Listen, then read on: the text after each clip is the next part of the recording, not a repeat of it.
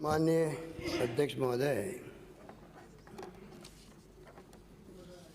विश्वास मत पर चर्चा में अभी हमारे माननीय सदस्यों ने भाग लिया और माननीय नेता प्रतिपक्ष उनका आज नया रूप देखने को मिला जो उनसे अपेक्षा नहीं की जाती है, क्योंकि हमेशा वो भावुक भी हैं, सच्चाई की बात करने की क्लेम करते आए हैं, पर आज उनके तमाम आरोपों को मैं अस्वीकार करता हूँ। जिस रूप में उन्होंने प्रयास किए, विश्वास मत पे बोलने को बहुत कुछ था आपके पास में। आप पूछ सकते थे कि 1.5 साल की परफॉर्मेंस गवर्नमेंट की, कोरोना के बारे में आपने जिस रूप में विस्तार से चर्चा की, उसका मुझे बहुत अफसोस भी है, क्योंकि पूरा देश और पूरा देश नहीं बल्कि पूरी दुनिया के लोग तारीफ करते हैं राजस्थान की।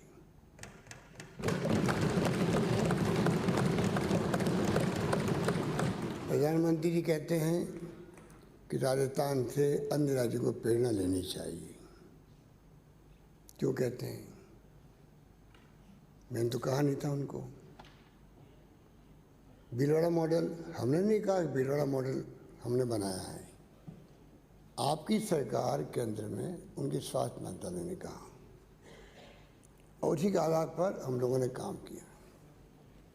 आपने बहुत कोशिश अभी की कि हमारे कुछ साथी, जो हमेशा राजनीतिक पार्टियों में होता है, आपके वक्त में हुआ, वसुंधरा जी वक्त में भी हुआ, कोई नई बात नहीं। देश के अंदर हर पॉलिटिकल पार्टी में के बाद डिस्टेंशन होता है, पर जिस खूबसूरती के साथ में उसका समापन हुआ, उसका कोई धक्का किसी को लगा देश के अंदर, तो वो अमित शाह को लगा, आप सबको लगा।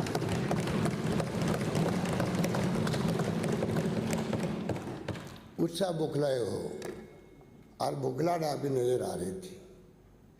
आप ऐसे बंदे थे, और हो सकता सही भी हो, कि आपको माननीय अध्यक्ष महोदय आपके पार्टी के और माननीय नेता कहाँ चले गए, जानबूझ के गए, अनजान में गए, पता नहीं, परंतु या तो इन्होंने दोनों ने मिलकर आपसे बातें छिपाई है, या केंद्र सरकार के जो बड़े बड़े नेता इस षड्यंत्र में शामिल थे आपके, उन्होंने आपको इन्वॉल्व नहीं किया है, इन दोनों को इन्वॉल्व किया है। यदि आप, हो सकता है कि इनोसेंटली बोल रहे हो, इनोसेंटली बोल रहे हो, इसलिए मैं आपको क्या कहूँ, क्योंकि आप नेता प्रतिपक्ष हो और आपकी यहाँ राजनीति कहीं चल रही, मालूम है आपको। किन किन को इन्वॉल्व करना है, कौन केंद्रीय मंत्री इन्वॉल्व थे, आपको मालूम ही है। उनके नाम तो ऑडियो टैप में आ ही गया, और टैप कैसे हो गई? अरे आप तो गृह मंत्री रहे हैं, मुझसे पूछ रहे हो। लीगल होता है इलीगल होता है, वो आप मुझसे पूछ रहे हो। राजस्थान में कभी परंपरा रही नहीं है इलीगल विधायकों के एमपी की टैप करने की, और ना यहाँ हुआ है, ये मैं कहता हूँ दावे के साथ। आपने ऐसी फिरा बांधी, ए भाई ए, आपने ऐसी फिरा बांधी कि जैसे वो वापस लड़ाई शुरू कैसे हो यहाँ पर। आपके सपने कभी पूरे नहीं होंगे।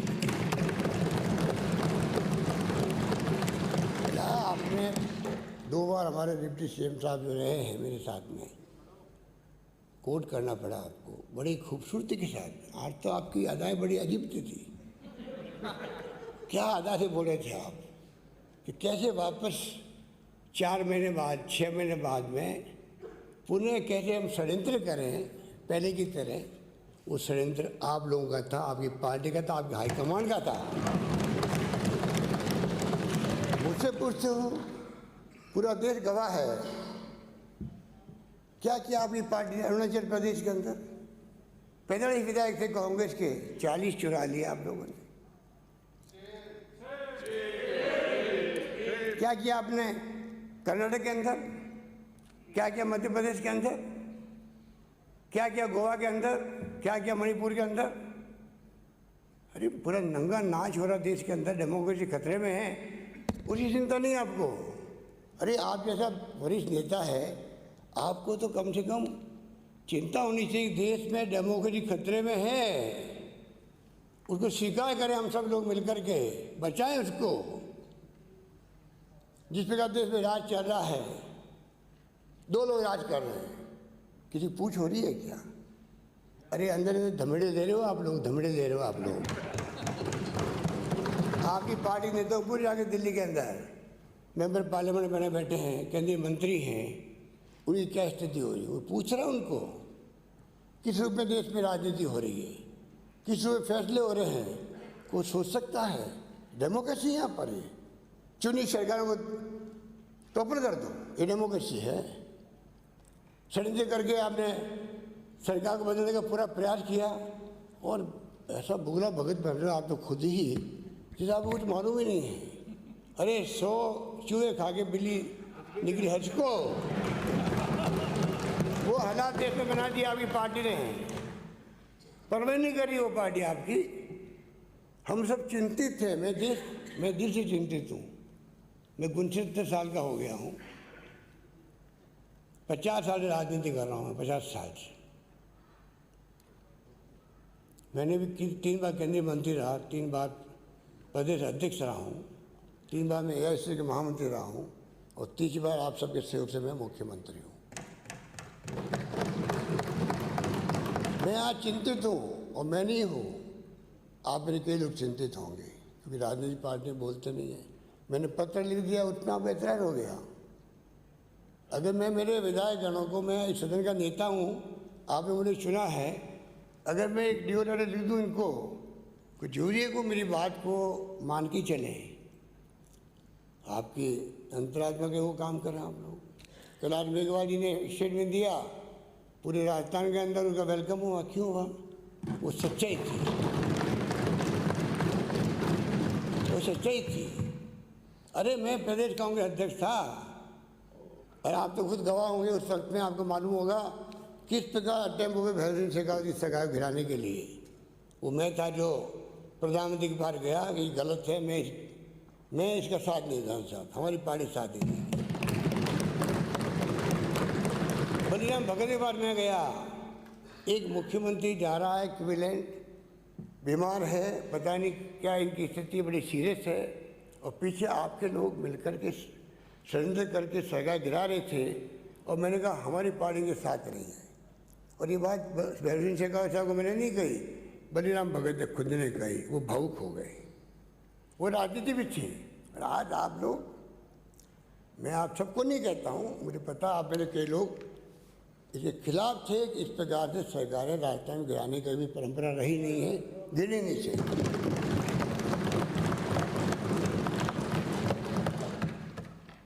आपकी पार्टी के अधिकांश लोग ये चाहते थे, और मैं उम्मीद करता था आप भी चाहते होंगे, क्योंकि आपकी पर्सनैलिटी ऐसी रही है। आज आपका दूसरा रूप देख करके मुझे बहुत दुख हो रहा है। इसलिए मैंने कहा हो सकता है आपको जानकारी लोग देते नहीं होंगे, बड़े बड़े नेता बैठे हुए हैं, और छिपके, अरे भाई छिपके दिल्ली जाने क्या दुख है? दिल्ली राजधानी है, जाओ आओ, हम भी जाते थे आते थे, कोई दिक्कत नहीं है। छिपके गए, रात को कॉन्फ्रेंस में भाग लिया, और रातों रात वापस आ गए, इसमें पकड़ हो गए, और मीडिया कह रहे हम तो गए ही नहीं दिल्ली, हम तो यहीं पर हैं। कमाल हो गया, कमाल हो गया, कमाल हो गया। और छिपके जो राजनीति तभी होती है जब कोई षड्यंत्र होता है, कोई षड्यंत्र होता है, और षड्यंत्र भागीदार बने कई चेहरे आगे मुख्यमंत्री बनने के लिए। पता नहीं क्या होगा, कौन मुख्यमंत्री बनेगा। वसुंधरा जी का कैसे प्रतिस्पर्धा करने का मौका अच्छा मिला है।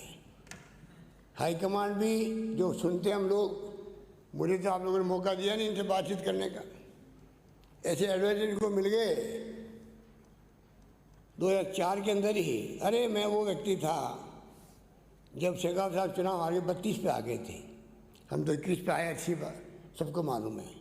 वो 32 पे आ गए थे, मुख्यमंत्री थे तीसरी बार, और मैं 156 लेके आया था राजस्थान का। हमने कभी घमंड नहीं किया, मैं खुद गया उनके घर पे, शपथ लेते ही पहले गया मुख्यमंत्री ऑफिस के अंदर, सीधा उनके घर गया, 3 बातें कही। आराम से आप रहें, कोई सिक्योरिटी आपके पहले वो जो मृदा कांड हुआ था उसमें आपको थ्रेट है, पूरी सिक्योरिटी रहेगी अध्यक्ष महोदय, और आपकी प्रॉब्लम बीमारी की है, 2 बार पहले आपने ऑपरेशन करवाया है, कोई तकलीफ आएगी नहीं डॉक्टर से, कोई आप महसूस भी कर लो तो आप मुझे इतला करना। मेरे तमाम मंत्रिमंडल के साथी खेती राठौर, चंद्रमल वेद, देवेंद्र सिंह जी, जो मंत्री थे प्रद्युम्न सिंह जी, सारे लोग ऐसे में निकल के घर जाते थे चाय पीने के लिए, गपशप करते थे। वो टाइम भी देखा हमने। और मैं होली वाले में खुद जाता था या वो मेरे आते थे। वसुंधरा जी हमारी मुख्यमंत्री ऐसे सलाहकार इनको मिल गए। ये पूर्व मुख्यमंत्री तो उनको तो पता नहीं, उनसे मिलने ही पाप है। ये राठौर साहब बैठे, मेन एडवाइजर यही थे उस सब में, यही थे। और मैंने उम्मीद करता था इनसे, ये मुझसे कई बार मिलते थे पहले, छिपके नहीं, सबके सामने। और बैरिन से कहा कि ट्रेनिंग लिए थे, तो मैंने कहा ये तो कम से कम वसुंधरा जी को सही सलाह देंगे, पर इनसे भी उम्मीद ख़त्म हो गई। पूनिया साहब नए आए हैं, बड़े अच्छे व्यक्ति हैं, बड़ी तारीफ सुनते थे, पहली बार एमएलए बने हैं, पर इतना बड़ा पार्टी दबाव है, जब तक प्रेस नोट में ऐसी बातें नहीं लिखोगे नेता नहीं बनोगे।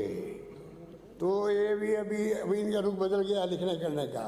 क्या तो इनकी पहले सोच थी और क्या सोच बदल गई इन लोगों की। इस प्रकार से आप लोगों ने राजनीति की। तो माननीय अध्यक्ष महोदय, मैं माननीय सम्मानित नेता पद पर कहना चाहूँगा, आपकी कोई चाल, हमारा जो कुनबा बैठा हुआ है, इसको आप कितनी कोशिश कर लोगे, आप, आपके साथी, आपके हाईकमांड, जिसे तय कर रखा है राजस्थान सरकार को मैं गिरा के रहूँगा, और मैं तय कर चुका हूँ किसी कीमत पर गिरने नहीं दूंगा।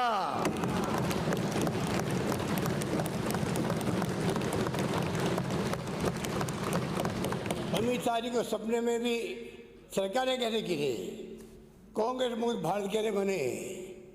मोदी जी हो अमित शाह जी हो, 2 लोग राज कर रहे देश के अंदर, डेमोक्रेसी है। सरकारें गिराओ, कांग्रेस मुक्त भारत बनाओ। अरे कांग्रेस का इतिहास पढ़ो, आप लोगों की आंखें खुल जाएगी, आंखें खुल जाएगी। कितना त्याग बलिदान, किसे कहते हैं 10-10 साल तक जेलों बंद रहना, 10-10 साल तक जेलों बंद रहे पंडित नेहरू, महात्मा गांधी की रहनुमाई में आज़ादी के आंदोलन हुए, सरदार पटेल, मौलाना अबुल कलाम आज़ाद, अम्बेडकर ने बनाया संविधान, दिन की धज्जियां आप उड़ा रहे हो। और किस रूप में 10 साल तक, कभी 2.5 साल, कभी 6 महीने, कभी 12 महीने, किसका कहते हैं जेल में रहना। अरे जैसे मिल गई थी। अरे आप लोगों की पार्टी ने उंगली भी नहीं कटाई थी, अपनी उंगली नहीं कटाई है, किस पूछा बातें करते हो, क्या मुकाबला करोगे कांग्रेस से। सरकार आती है जाती है, इंदिरा गांधी चुनाव हार गई थी, आंधी चली बाद में वापस 2.5 साल के अंदर। और ये जो आज घमंड अहम चल रहा है दिल्ली के अंदर, कब जनता फैसला उल्टा कर दे पता ही नहीं पड़ेगा, ये मैं कहना चाहता हूँ।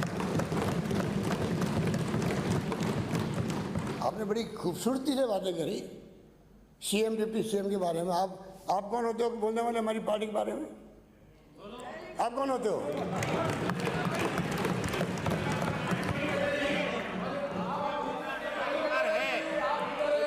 आपने अकेले ने ठेका नहीं लिया हाउस में बोलने का। हाउस में बोलने का मेरा अधिकार है। बोल रहे हैं प्लीज।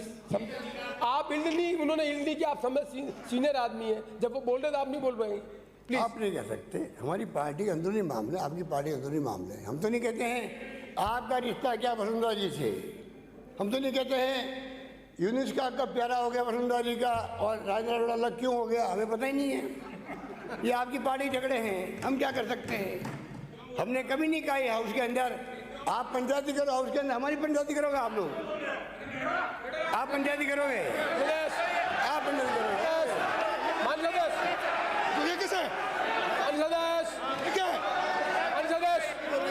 अच्छा जस, बोलोगे तो हम नहीं बोलेंगे क्यों? अच्छा जस, आप बेटा प्लीज, आप मेरा काम है, मेरा काम है, का अधिकार है, मेरा काम का अधिकार नहीं है। आप चाहो जो मान्य मान्य कटारिया जी प्लीज, आप मान्य कटारिया जी, आप जब तक वो बोल रहे हैं इंटरव्यू नहीं करें। Don't set a wrong president please, for God sake don't set wrong president. आप सीनियर लीडर है, कोई आदमी बोल रहा है तो उसके बीच मुझे में आप खुशी होती डोंट डू इट प्लीज। कि मैं भी बेरोजगारी शेखावत और अशोक गहलोत के बीच में जो संबंध रहे थे उनके चुनाव आने के बाद में, अगर मेरे संबंध भी वसुंधरा जी वैसे ही रहते 15 साल तक, तो मैं समझता हूँ कि हम आपस में आदान प्रदान करते अपने अनुभवों का। एक बार शासन हमारा आया, एक बार आपका आ गया अनुभव। अगर अनुभव एक्सचेंज होते और ज़्यादा अच्छी सेवा राजस्थान की हो सकती थी। पर आप मेरे कई लोगों ने, मैं आपका नाम नहीं ले रहा हूँ, आप मेरे कई लोगों ने ऐसा माहौल बनाया जिससे कि हमारी कभी बातचीत नहीं हुई। अब जो है कि अफवाहें चल रही है, जो आप मैं उसको रिपीट नहीं करना चाहता। स्वाभिमान की लड़ाई हो रही है, सब बातें हो रही हैं। अरे कोरोना के बारे में आप बताइए, मैं आज तक पूरे देश की मीडिया को कहता आ रहा हूँ, आज तक भी जब कभी मेरा वीडियो या कॉन्फ्रेंस से वो लेते, मेरा इंटरव्यू लेते हैं, मुझे गर्व है कि राजस्थान में पक्ष विपक्ष जब से शुरू हमने किया है, आप सबको बुलाया मैंने, अच्छी मीटिंग हुई, फिर आप मुझसे मिलना आए, मैंने बाद में धर्म गुरुओं को बुलाया, डॉक्टरों को बुलाया, उसके बाद मैंने एक्टिविस्ट से बात करी और कोई 50-60 पीसी कर ली मैंने, सरपंच तक कर ली, वार्ड पंच तक कर ली, ग्राम सेवक तक कर ली, किसी को नहीं छोड़ा, पुलिस के कांस्टेबल तक कर ली। मैं लगा हुआ हूँ और उसमें मुझे खुशी है कि आप सबका सहयोग मुझे मिला, पक्ष विपक्ष का। चाहे वो हम लोगों ने सोशल सिक्योरिटी की स्कीम चलाई हो, कैश बांटा हो, काइंड में एमएलए फंड में से आप लोगों ने सेवा की हो, दानदाताओं को मोटिवेट किया हो, भामा साहब ने आगे आए हों, एमएलए को मोटिवेशन आए हों, मैंने पक्ष विपक्ष को साथ रखा, एक समान श्रेय दिया। मैंने कोई राजनीति नहीं करी कोरोना के अंदर। अभी चाहे वो होटल में बैठे रहे होंगे, रोज वीडियो कॉन्फ्रेंसिंग होती है, आप भी देखते हो, फिर भी आपने उसका जिक्र नहीं किया। 21 घंटे मैंने वीसी करी, आपकी पार्टी के 80% लोगों ने तारीफ़ करी, 90% लोगों ने तारीफ़ करी, हमारे यहाँ कोई दिक्कत नहीं, सब अच्छा काम करें। मुझे गर्व होता है कि पूरे देश के अंदर इसी कारण से उपलब्धि राजस्थान को मिली कि शानदार कोरोना में काम हो रहा, उसमें राजनीति क्या हो। एक आप तो भावुक आदमी हो कटारिया जी, एक इंसान की जान चली जाती है, कितना दुख होता है हम लोगों को, कितना दुख होता है, एक की जान क्यों जाए। और ये सोच कर कि हम लोगों ने कोई भूखा नहीं सोए, पड़ोसी की मदद करे, उसी रूप में हम लोगों ने छूट दी एमएलए को, उसी रूप में हम लोगों ने सबको साथ लिया। और आज तक मैं इंटरव्यू में कभी आप लोगों की टिप्पणी आ भी गई, मान लो अध्यक्ष जी की किसी की आ गई है राजनीति में कोरोना को लेकर, तब भी मैंने कहा नहीं, हमारे वहाँ तो पक्ष विपक्ष, प्रदेश की जनता, एक्टिविस्ट सब मिलके हम लोग लड़ रहे हैं। ये जंग है जीवन को बचाने की, ये जंग है जीवन को और आजीविका को बचाने की। लॉकडाउन हुआ, लंबा, बर्बाद हो गए, पूरा देश बर्बाद हो गया, पूरा प्रदेश बर्बाद हो गए, हमारी रेवेन्यू कम हो गई, केंद्र की होगी, हमारी कम हो गई, अभी तक 40% आ गए। कैसे हम लोग काम कर पाएंगे, चिंता वो होनी चाहिए, डिस्कशन होना चाहिए था। आप मुझे पूछ रहे हो, आप बताइए, मेरा जवाब देना आपका, आपने क्या कर लिया। अरे क्या कर लिया, आप देख रहे हो, भुगत रहे हम लोग 6 महीने से, जीवन बचाने का प्रश्न हमारे सामने है। उस पर तो कम से कम लोगों में तो व्यवहार बदल गए, सोच बदल गई कि क्या पता नहीं कल मैं जिंदा रहूँगा नहीं रहूँगा तो मेरा धन क्या काम आएगा। शादी आ गई लोगों के अंदर, पूरी तरह देश के अंदर, दुनिया के अंदर सोच बदल गई व्यक्ति की। और उस कोरोना के अंदर भी कैसे सरकार टॉपर हो मध्य प्रदेश की। अरे कोरोना के अंदर भी उस लापरवाह 1 महीना तक उठा बड़ी चलती गई, कोरोना फैल गया मध्य प्रदेश के अंदर। यहाँ पर कोरोना आया तो खबरें आ रही थी दिल्ली से, कोरोना नो कोरोना। हमारा मिशन टॉपल है, मिशन लॉटस, ये जो भी नाम देते हो आप लोग, वो कंटिन्यू रहना चाहिए, कंटिन्यू रहना चाहिए। आप बताइए कहाँ जा रहा देश, कोरोना में जिंदगी जा रही है और मिशन कंटिन्यू रखो आप लोग, कंटिन्यू रखा गया। मार्च के अंदर चुनाव थे राज्यसभा के, मध्य प्रदेश के सीएम साहब शपथ ले रहे हैं, जुलूस निकले बड़े बड़े, पार्लियामेंट चल रही है। अचानक 2 दिन पहले election commission of India postpone करता चुनाव को। क्यों करता भाई? अरे परसों चुनाव होने वाले हैं, वोटिंग पड़ जाएगी। इसलिए कि जो उनका षड्यंत्र था, एक कैसे हम मध्य प्रदेश गुजरात की तरह तोड़फोड़ करें। 14 विधायक तोड़ लिए आपकी पार्टी ने। जब मिस्टर अमर पटेल खड़े हुए थे वहाँ पे, तो हम जीत के आए थे। 2:30 बजे तक रात को हमारे गृह मंत्री महोदय वहाँ बैठे रहे थे असेंबली के अंदर। 14 विधायक तोड़ लिए, इस बार 7 और तोड़ लिए। इसीलिए चुनाव पोस्टपोन किए गए। उनको उम्मीद थी कि राजस्थान से भी उम्मीद थी, गुजरात में और 7 तोड़ लिए इस बार, एक चीज निकालने के लिए। क्या हो रहा है ये तो सोचो कम से कम। डेमोक्रेसी नहीं रहेगी तो हम आप कहाँ रहेंगे? उसकी कोई चिंता नहीं। शानदार मैनेजमेंट की तारीफ नहीं करी आपने। मैं तो उम्मीद करता था कि आज पूरे हाउस के अंदर आरबी और कोविड की जब चर्चा होगी तो आप कहेंगे भाई राजस्थान, वो उदाहरण पेश किया राजस्थान ने, जब पक्ष विपक्ष से मिल करके राजस्थान के मैनेजमेंट की कमी नहीं रखी। और मेरे को गर्व कहते हुए मैं संतुष्ट हूँ। मेरे विधायकों को मैं अलो भी नहीं करता। मुझे मालूम है सब ने मिलकर इतना शानदार काम किया अपने क्षेत्रों के अंदर, जनता खुश है। हमारे विधायक लोगों ने कहा, पहले फ़ोन आते थे काम के लिए, अब फ़ोन आते हैं आप डटे रहना, भले महीना भर लग जाए, 2 महीने लग जाए, सरकार गिरनी नहीं चाहिए। ये स्थिति बनी हुई है।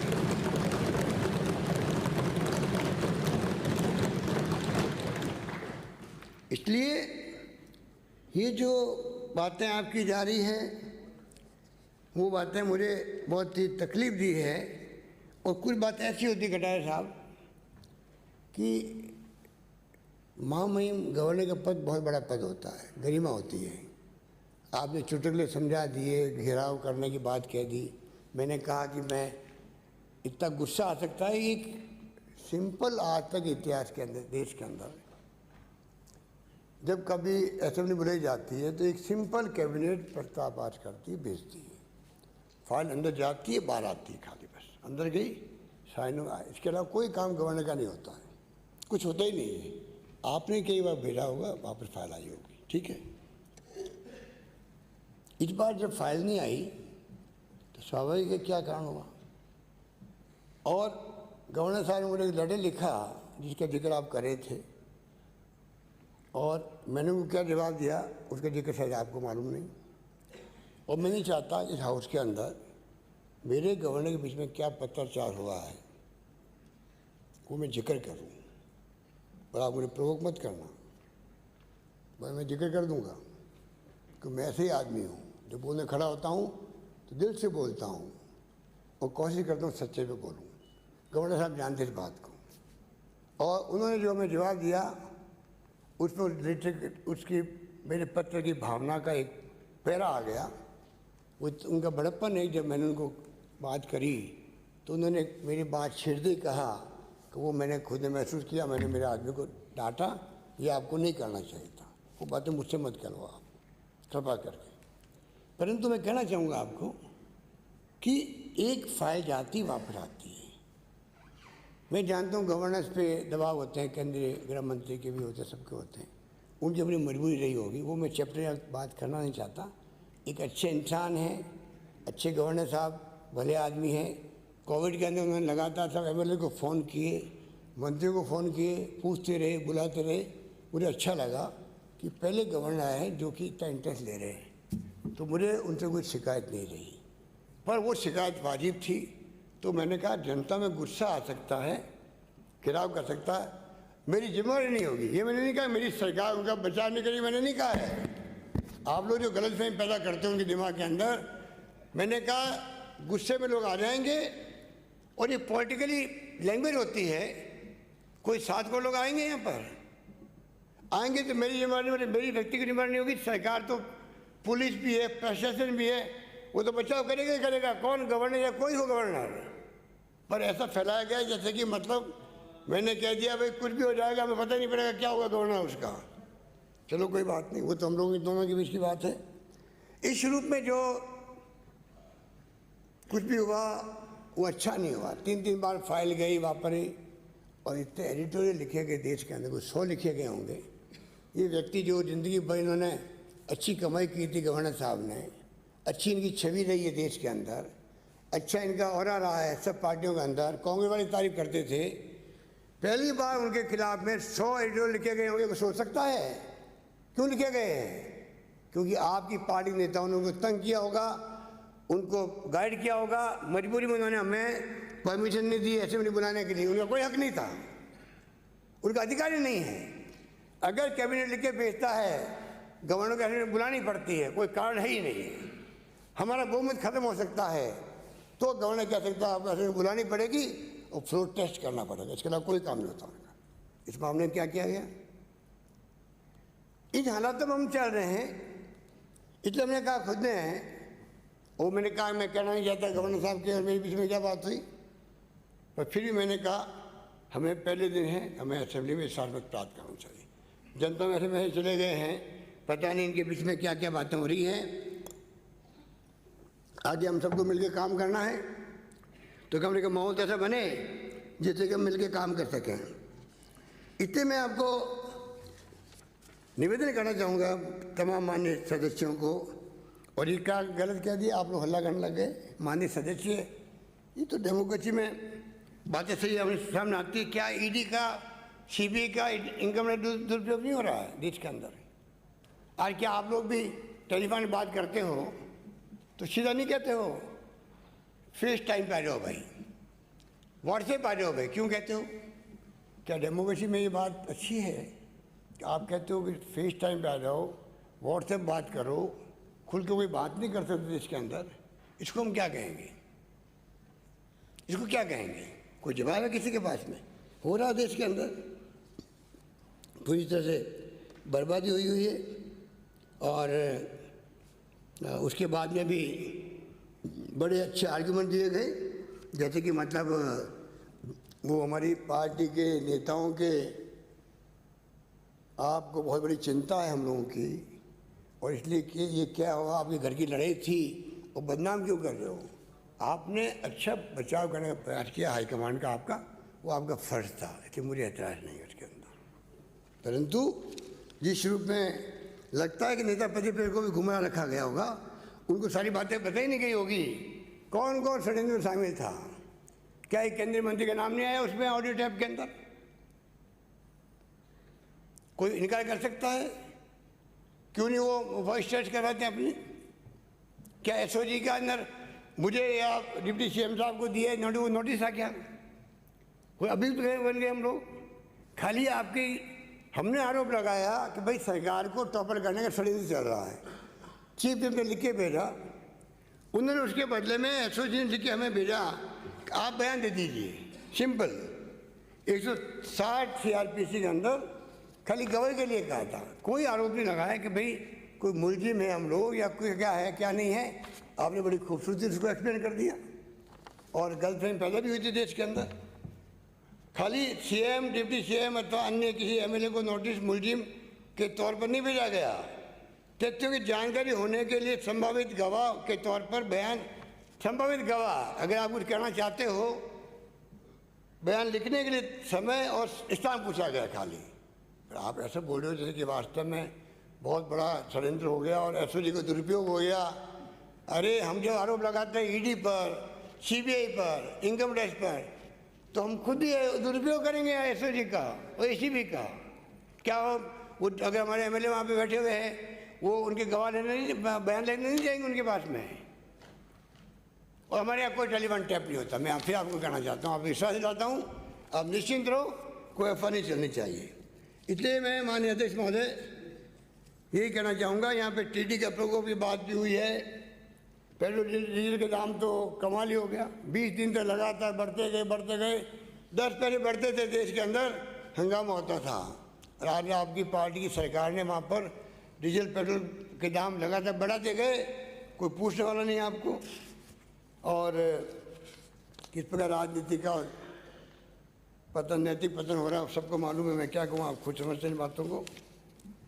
और आज जो स्थिति हम अलग से अध्यक्ष महोदय आपको रिक्वेस्ट की गई है कि हम चाहेंगे कोरोना पर और लॉकडाउन के बाद में जो स्थिति बनी है फाइनेंशियल, स्लो डाउन पहले ही था, कोरोना के पहले ही स्लो डाउन था इकोनॉमिक, और बहुत ज़्यादा बनी है।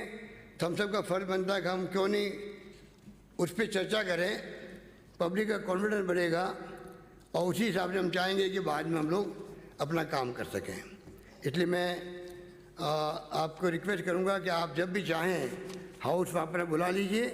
उस पर मैं चाहूँगा कि हमारे सब साथी, क्योंकि मैंने 21 घंटा वीडियो कॉन्फ्रेंस की थी और मैं आभारी हूँ वसुंधरा जी का भी वहाँ पे लखनऊ में थे तब भी जुड़ी वहाँ पर, आप खुद जुड़े थे उसके अंदर, आप भी जुड़े थे, सब लोग जुड़े और आपके मेंबर पार्लियामेंट जुड़े थे, कई केंद्रीय मंत्री आए वापस चले गए टाइम के कारण से, पर सब ने पक्ष विपक्ष ने उस वक्त में 21 घंटा बैठ करके जो कुछ मुझे सलाह दी मैंने प्रयास किया उन सलाहों के आधार पर मैं और क्या फैसले करूं।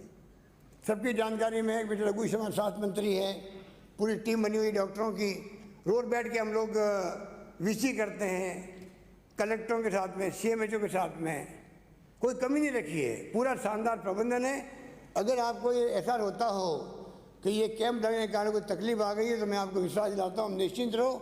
राजस्थान की जनता के घर घर के अंदर ये विश्वास है, कोरोना काल के अंदर इस सरकार ने हमारे पूरा हिफाजत रखी है, ध्यान रखा है, इसमें कोई दो राय नहीं है। और इसीलिए मृत्यु दर सबसे कम है राजस्थान के अंदर। एक बार जुलाई में तो 1% नीचे चली गई थी। रिकवरी रेट शानदार है हमारे यहाँ पर, डब्ल्यू रेट बहुत शानदार है हमारे यहाँ पर, पैरामीटर शानदार है, कोई चिंता करने की बात नहीं है। चिंतित हम हैं, आप सबके सहयोग से चिंतित है, उसमें आप सबका सहयोग मुझे रहा, मुझे मालूम है।